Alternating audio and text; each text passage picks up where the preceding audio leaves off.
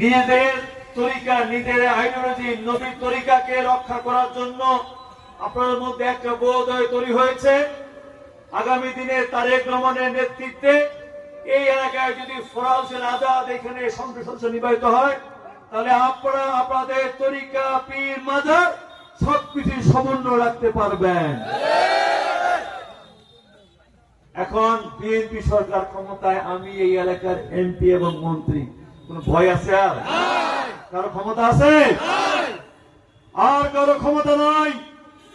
এই আমার দেবীগঞ্জ, এই আমার বোদা পঞ্চগড়ে আমার পীর তরিকা ভিত্তিক যারা আমার ভাইরা আছেন, বোনেরা আছেন, আপনাদের কোন মাজার, আপনাদের পীরের কোন স্থান ওই বাংলাদেশের কোথায় কি হয়েছে জানি না, যদিও ইতিমধ্যে আমাদের সরকার আমরা কঠোর অবস্থান নিয়েছি। আজকে আপনি আপনাদের দলের প্রতিষ্ঠাতা আমার নবীকে নিয়ে বিতর্কিত মন্তব্য করেছেন। আমি বিগত নির্বাচন আগে বিভিন্ন সভা সমাবেশে উল্লেখ করেছিলাম প্রমাণ সাপেক্ষে। কাজেই নিজের ভ্রান্ত ধারণা, নিজের ভুলটাকে দেখেন, তারপরে আপনি মাজার ভাঙার সিদ্ধান্ত নেবেন, তরিকা ভাঙার সিদ্ধান্ত নেবেন।